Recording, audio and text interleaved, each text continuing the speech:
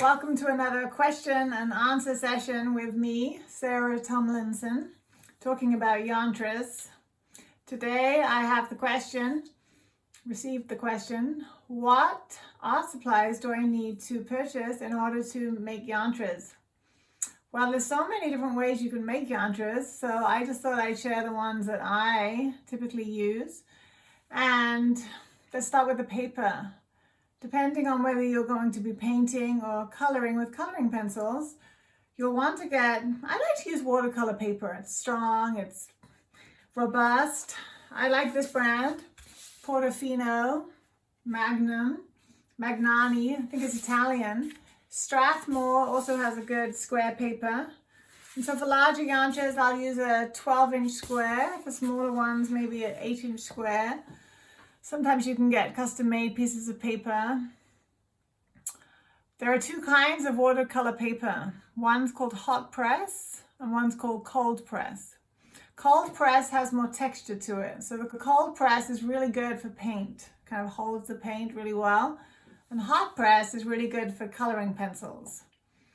So two kinds of watercolor paper. Usually they're 140 pounds weight, and it's probably all you need to know about watercolor paper.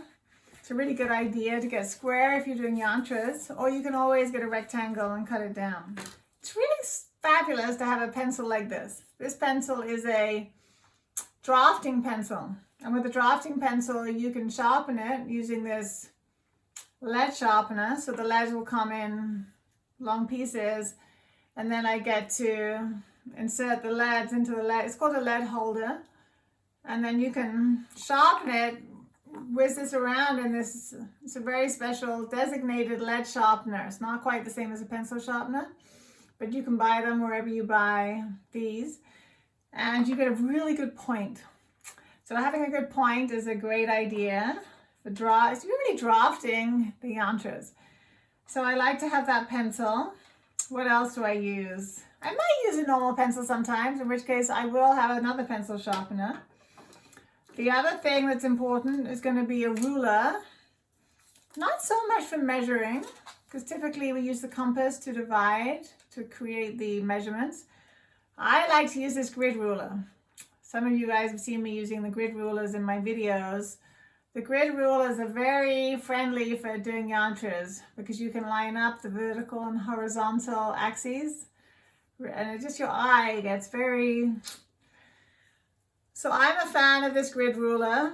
They come in many sizes, shapes. Sometimes you need a measurement.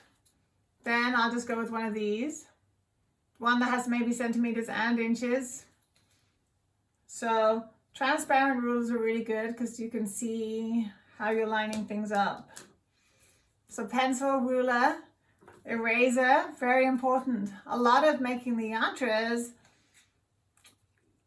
you know, you erase. They're like working lines and you erase them. So I like this Mars Staedtler eraser. It's white, it's very neat. And sometimes I end up slicing off pieces to get a really good corner. So I have tiny pieces that I'm working with. So I strongly recommend this eraser, mainly because you can get these corners. So maybe even having a knife, some kind of pocket knife where you can slice. The eraser would be something to have in your toolbox. What else? You know, I used to teach classes and people would bring their own tools to the class, and people would have all kinds of compasses and pencils that were hard to handle somehow. It's hard to imagine, right? A pencil hard to handle, but compasses, I always suggest using a mechanical compass. Some of those cheaper ones, they slip. And they're very unsatisfying. So if you can purchase, they're not usually so expensive, maybe 10 pounds or $12 or even actually less. Sometimes you can get $8 for a mechanical compass. And that way has a very good sharp point. You have a wheel you can turn to get it just right, and it stays just right. So I would say investing in a mechanical compass is well worth it. So this is $8, the cheap ones are only $2, right? So these last a long time. The only downside to these, because you're not slipping a pencil in them, you actually slip a lead. See how there's a lead there? So when you have a lead, you have to replace that lead every now and then with a sharper lead. And what I like to do, if you just notice, what I like to do is I like to take out this lead and put it in the pencil for a moment. And then I use my lead sharpener to actually keep sharpening the pieces of lead that go in this. So you can buy packets of lead. That could be another thing to add to your toolbox. So compass and leads. And part of you already have this sharpener. So I think that's it for the drawing. It's pretty simple, but I think it's important to have a good compass. I think it's nice to have a pencil that you can sharpen, and I think it's nice to have that grid ruler. It'll make your life easier. So what else do we have? Now we're going to move into the painting. So what do we need for painting? Well, I have a painting going on here, so I'm kind of showing you a messy painting situation. I like to have a water container that fits inside my paints. See, I have a tray here. Maybe it has 8 to 12 holes there for mixing paint. And then I'll sit that there. And the nice thing about this water container, get my brushes, is that I can actually put these here, and it has grooves on it, so the paintbrushes don't slide off onto your painting. You don't want to splatter on this painting that you'll be making. So that's a simple thing. It's inexpensive, but it's really a good idea to have a nice, because you can wash them afterwards, right? A nice paint tray and a water container. And then the last thing really you need is going to be the right paintbrushes. If you're painting, if you are coloring with colored pencils, you'll probably be using the hot press paper. And, you know, back to the pencil sharpener. I have some pencils here that I like to use. This is a very well used one. Let's see, Faber Castell. I like this brand, Faber Castell. And they have these kind of grip pencils, and they have really great colors. I just have put them all away, but you'll see they just have great colors. They actually do have metallic pencils. So this is silver, so that can be nice for the Yantras to have silver and gold. So Faber Castell color grip pencils and a good sharpener. If you're painting, back to the painting, if you're painting, it's good to have a mixing brush. A mixing brush is basically a really old brush that you don't mind doing that too. See how the ends are not really pointed anymore? It's like you've been scrubbing away, mixing the paints. So have one designated mixing brush. It can be one of your old paint brushes. It could also be a glue brush or just a cheap brush that you have lying around. Then, when you actually get to painting, the most important thing about your paintbrush is going to be that you can make a good point. Because without a good point, it's hard to paint. And actually, with a good point, you can use quite a big brush and paint almost the whole yantra. So this is probably the biggest size I have. With watercolors, the paintbrushes are in sizes from 000, that's the tiniest brush, all the way up to something like 4 is probably the biggest size you'll need. This could be a 2 or a 3, I would think. See how it has a pretty good point? And when it's wet, it's going to have an even better point. So that's probably the biggest one I'll use. Then I have one a little bit smaller. And then I have one a little bit smaller. So the little bit smaller ones, let's see, I'm just working on this one here.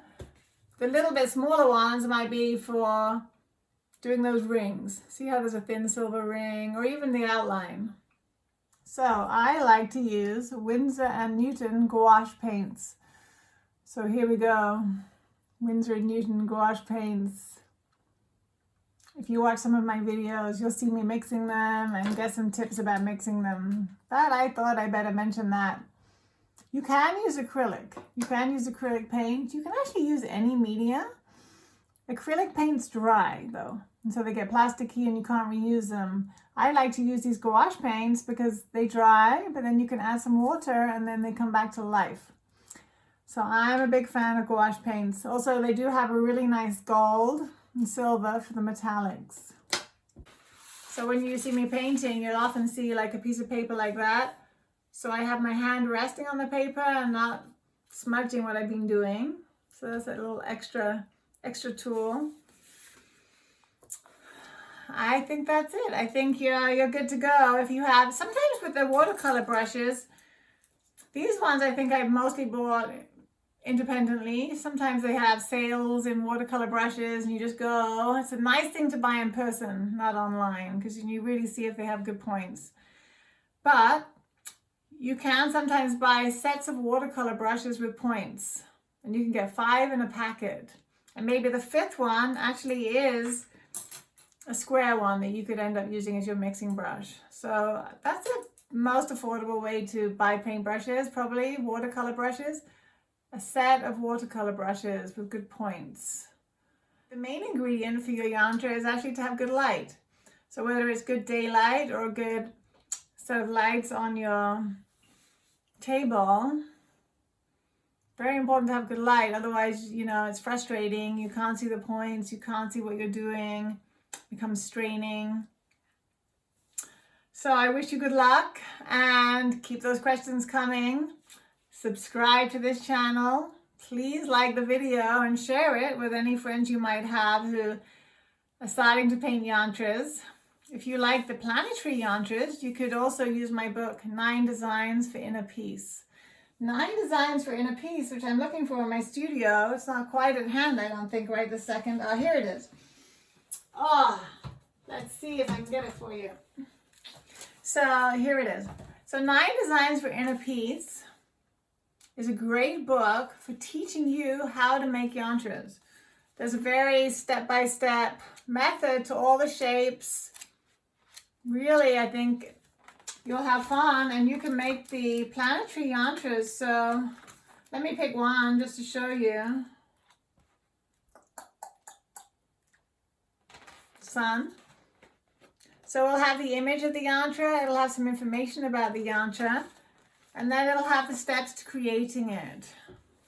So that might be part of your yantra toolbox too, right? A good instruction manual for creating the yantra. There's also a few YouTube videos I've made about drawing and painting different yantras.